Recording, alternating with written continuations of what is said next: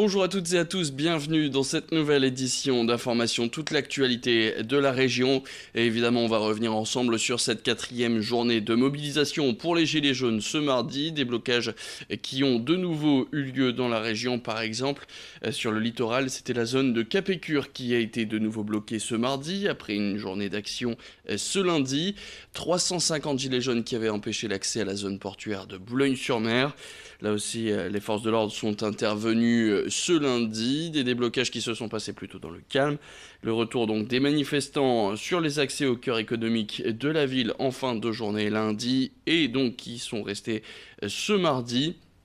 Voilà donc pour l'actualité, les Gilets jaunes présents dans de très nombreuses mobilisations sur le littoral, principalement sur le littoral pour la région. On reste du côté du port de Boulogne pour le grand angle de la rédaction. Un gros mois des fêtes, ce sera peut-être un des produits stars sur les tables. La coquille Saint-Jacques qui est pêchée depuis le 1er octobre et ce jusqu'au 15 mai. Et le saviez-vous, c'est un produit qui est pêché dans la région. Par exemple, du côté de Boulogne-sur-Mer, il y a une quinzaine de bateaux qui composent la flotte de coquillards. Notre reporter Louis Caillé a pu monter sur le plus grand d'entre eux, le Charles de Foucault, dans les coulisses de la coquille Saint-Jacques. Un reportage signé Louis Caillé. Lundi matin, 4 heures. Au bassin Loubet à Boulogne-sur-Mer, l'équipage du coquilier le Charles de Foucault arrive. Quelques instants plus tard, c'est dans l'obscurité la plus totale que le bateau se dirige vers une zone de pêche à 1h30 du port. Le temps de s'y rendre, une partie de l'équipage s'endort avant de démarrer une très longue journée.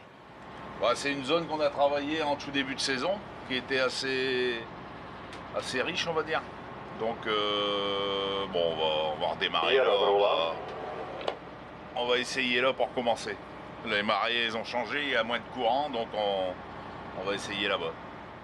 Arrivé sur site, c'est le moment pour Luc Ramé de mettre à l'eau les 16 filets métalliques, des dragues, en espérant remonter un maximum de coquilles Saint-Jacques.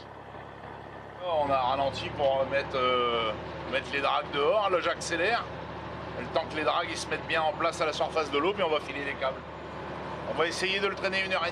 Après on traînera moins, après ça sera 1 heure à peine. Là c'est parti là. Allez, on va larguer là-bas.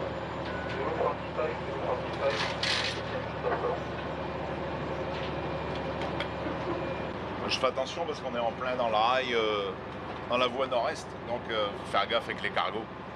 Pêcher la coquille Saint-Jacques, c'est un peu partir à l'aventure avec beaucoup d'incertitudes. Car même après 30 années à pêcher, rien ne garantit au capitaine que les coquilles sont là.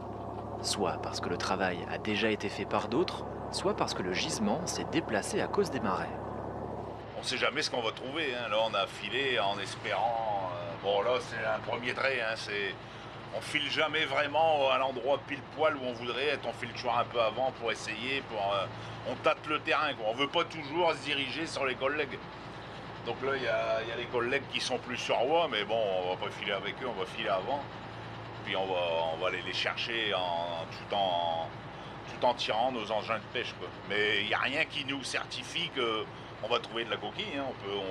Il peut ne rien y avoir, on espère trouver quelque chose, c'est pour ça qu'il faut essayer.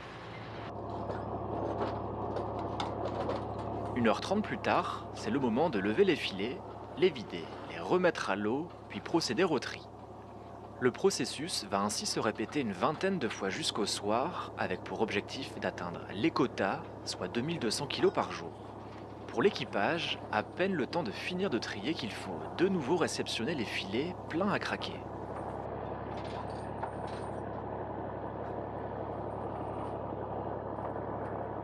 Pendant notre reportage, le Charles de Foucault a traîné ses filets exclusivement dans les eaux françaises. Mais il lui arrive également de le faire du côté anglais. En cas de Brexit dur, les Britanniques pourraient interdire aux bateaux étrangers d'accéder à ces eaux, ce qui ne rassure pas les pêcheurs.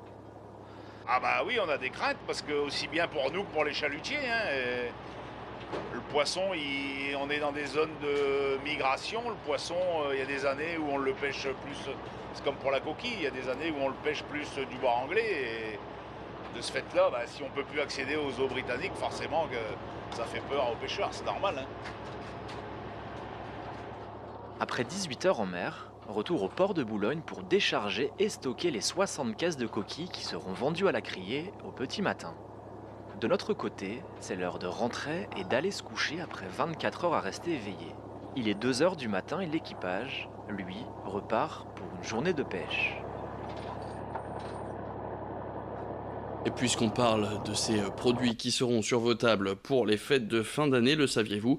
10% de la production mondiale du champagne est faite dans la région, dans le sud de l'Aisne plus précisément. Et pour la deuxième année de suite, le conseil régional a convié ses producteurs de vin de champagne des Hauts-de-France. 22 vignerons ont fait le déplacement jusque Lille et ils ont profité de l'occasion pour faire découvrir leur production au grand public. Là-bas, les raisins poussent dans des sols argileux et calcaires, ce qui favorise 3 cépages, le meunier, le pinot noir et le chardonnay.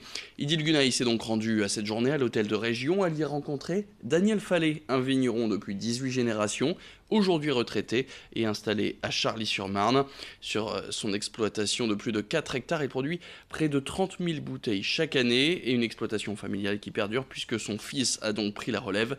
Malgré les nombreuses difficultés pour reprendre une telle exploitation, Daniel Fallet, on l'écoute tout de suite au micro d'Idil Gunaï. Principalement l'arrondissement de Château-Thierry avec les communes de Charly, Tréloux et tout ça. Et du reste, il y a beaucoup de vignerons de ces communes-là. C'est faire prendre conscience aux Hauts-de-France qu'ils ont la chance, et nous sommes aussi d'ailleurs ravis, de posséder 10% de l'ensemble des terres de Champagne sur leur géographie. Et ça, peu de gens en sont conscients. Pour nous, c'est un atout. Parce qu'au départ, je dirais qu'on aurait préféré être dans le Grand Est. Et aujourd'hui, on s'aperçoit que finalement, ça nous ouvre vers à la fois la Belgique, l'Angleterre et l'île et toute sa région. Et c'est formidable. Et d'ailleurs, cette journée est là pour le dire.